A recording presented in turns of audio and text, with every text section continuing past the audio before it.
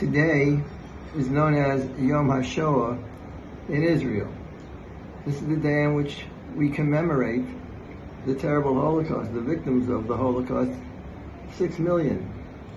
And it's taken very seriously in Israel. Virtually all the stores, all the businesses closed down, and you can't find a restaurant during the course of the evening and the day. And Israelis take this very, very seriously. At 10 in the morning, there'll be a loud siren going through the city, and basically everybody stops at attention to pay tribute to the victims of the Holocaust. Indeed, it's an amazing sight to see. If people are driving in cars, they pull over to the side, and people get out of the car and stand at attention during the time of the siren. It's considered to be something very, very important. Nevertheless, it's not the same this year. It is a completely different type of a Yom Hashoah, because in the past, we were studying something that happened in history. We were not part of the story. The point was we need to remember the story, but we were not part of the story. Yom Hashoah this year is different. This is our Holocaust. What has been taking place since October 7th, the brazen invasion of a Jewish community and the slaughter, the pogrom, the worst atrocities in our history, joins up together with all of the other brutalities that took place in accordance with the Gentile desire to destroy the Jews. As we read in the Haggadah, in every generation they have arisen against us to destroy us. We are experiencing Holocaust. It's our Holocaust. Our Holocaust is now connected to the big Holocaust, and we're survivors as well in that sense. So it's extremely important to consider this and to pay attention. Yes, people may light candles.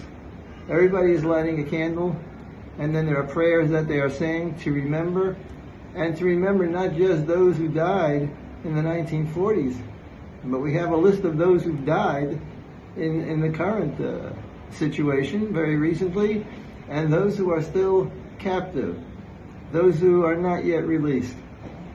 So I think it's very, very important that we take this seriously, and now we can view ourselves as victims. And that means that we have to look at it in a slightly different way. It's not just that we're trying to remember so that the Holocaust should not be forgotten. No, it's not forgotten. It's alive and well. We have to commemorate it so that we learn its lessons. There are many lessons that need to be learned. There's a lot of insight, introspection that needs to be done. This happened to us, and it's not a matter of simply saying that it's because of the wickedness of the Gentiles, and we're innocent victims. Not in this particular situation where it occurs in the state of Israel. The state of Israel is the hope of all future generations. But it's not the ultimate safe haven, the ultimate defender that many people imagine it to be, that nothing bad can happen here. It is a state, it is a government, it's made up of people, it functions in a certain way. It has to function in the best possible way. And that's with regard to practical considerations, not deceiving oneself with phony peace deals and the like. Of course it has to function according to the spiritual requirements of Israel, that both. We can't just withdraw and get immersed in prayer without looking at the realities. But we can't just be involved in the so-called realities, the military, the political. They're extremely, extremely important. The two must come together. This is something which calls upon us to rededicate ourselves to the idea of a Jewish people. The world is mocking the idea of the Jewish people. The world wants to destroy the Jewish people. That always brings out that inner strength of the Jew. When that takes place, he says, no, that's not going to happen. I'm truly a Jew. Then he looks within himself.